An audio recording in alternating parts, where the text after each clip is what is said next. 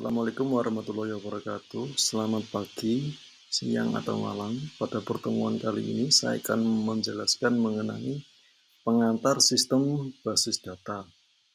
Sebelum masuk ke materi, saya jelaskan dulu konsep dasarnya atau istilah-istilah yang dipakai, yaitu sistem berkas adalah suatu sistem untuk mengetahui bagaimana cara menyimpan data dari file tertentu dan organisasi file yang digunakan. Yang kedua, sistem akses, cara untuk mengambil informasi dari suatu file. Yang ketiga, organisasi file, teknik yang digunakan untuk menggambarkan dan menyimpan pada file. Selanjutnya, basis data adalah database management system, terdiri dari sekumpulan data yang saling berhubungan dan suatu himpunan program yang melakukan akses terhadap data tersebut. Tujuan dari DBMS yang paling utama adalah efisien dan convenient. Manajemen data melibatkan baik struktur informasi dan mekanisme dalam melakukan manipulasi terhadap informasi. Komponen basis data terdiri dari 4, yaitu data. Data tersimpan secara terintegrasi dan dipakai secara bersama-sama. Yang kedua ada hardware, perangkat keras yang digunakan dalam mengelola sistem database. Yang ketiga ada software, perangkat lunak perantara antara pemakai dengan data fisik. Perangkat lunak dapat berupa database management system dan berbagai program aplikasi. Yang terakhir ada user, yaitu sebagai pemakai sistem atau pemakai basis data. Data itu dibagi menjadi dua, yaitu data yang terintegrasi adalah database merupakan kumpulan dari berbagai macam file dari aplikasi-aplikasi yang berbeda yang disusun dengan cara menghilangkan bagian-bagian yang rangkap. Kemudian ada data shared atau data yang dapat dipakai secara bersama-sama. Masing-masing bagian dari database dapat diakses oleh pemakai dalam waktu yang bersamaan untuk aplikasi yang berbeda-beda. Kemudian ada hardware, yaitu terdiri dari semua peralatan perangkat keras komputer yang digunakan untuk mengelola sistem database. Yang pertama ada peralatan untuk menyimpan database itu sendiri, ada hard disk, disket, flash disk, CD, dan lain sebagainya. Yang kedua ada peralatan input, ada keyboard, scanner, kamera digital, dan outputnya ada printer, layar monitor. Yang ketiga adalah peralatan komunikasi data, ada Ethernet card, modem, router. Selanjutnya ada software, berfungsi sebagai perantara atau interface antara pemakai dengan data fisik pada database. Software pada sistem database dapat berupa DBMS yang menangani akses terhadap database, sehingga pemakai tidak perlu memikirkan proses penyimpanan dan pengelolaan data secara detail. Program aplikasi dan prosedur-prosedur. Selanjutnya ada user terbagi menjadi 3. Yang pertama DBA, yaitu database administrator, orang atau tim yang bertugas untuk mengelola sistem database secara keseluruhan.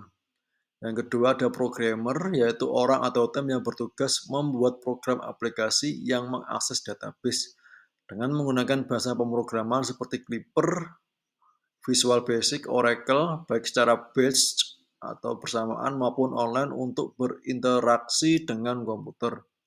Yang ketiga ada end user, yaitu orang yang mengakses database melalui terminal dengan menggunakan query language atau program aplikasi yang dibuatkan oleh programmer. Ini beberapa plus minus dari penggunaan dua tipe tadi, yaitu file management system itu bersifat program oriented, kaku, kemudian redundancy dan inkonsistensi.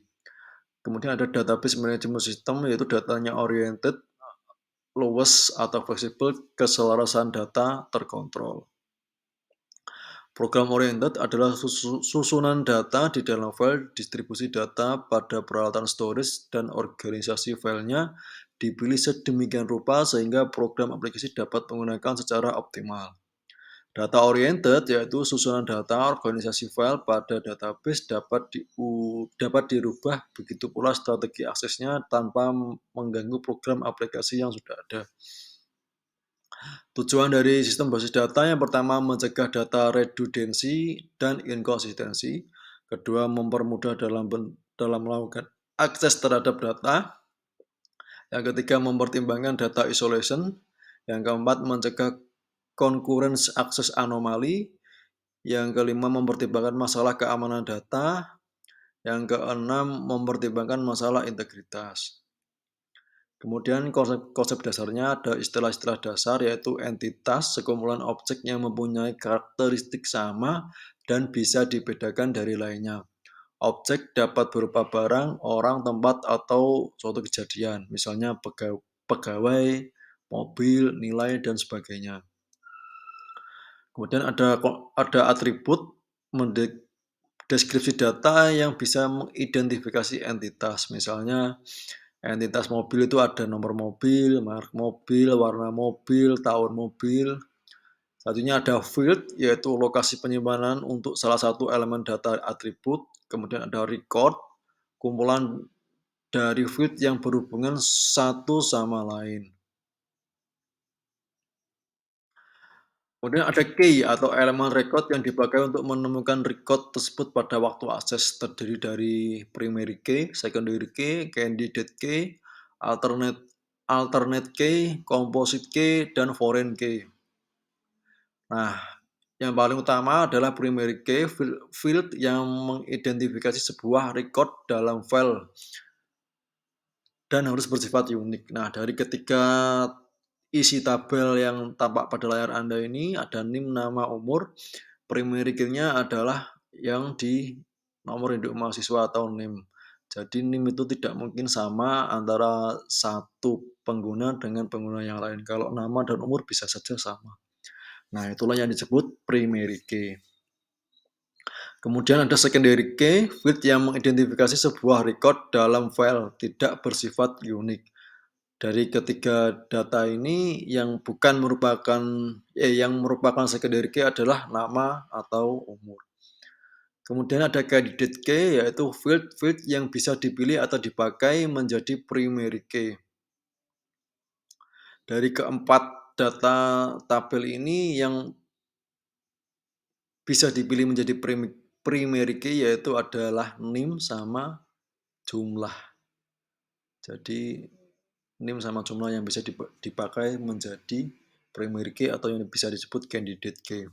Kemudian ada composite key, primary key yang dibentuk dari beberapa field.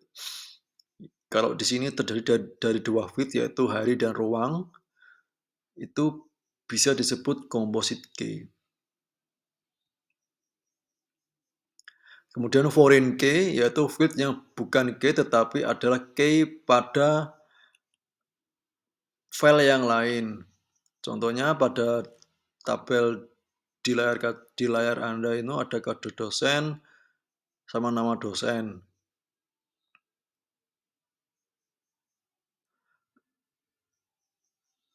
Nah, pada ini kan dari dua tabel primary key-nya ada dua. Ada kode dosen sama kode mata kuliah. Nah, yang disebut foreign key itu adalah kode dosennya. Demikian materi dasar tentang sistem basis data. Untuk materi selanjutnya bisa dibahas dalam pertemuan selanjutnya. Terima kasih. Assalamualaikum warahmatullahi wabarakatuh.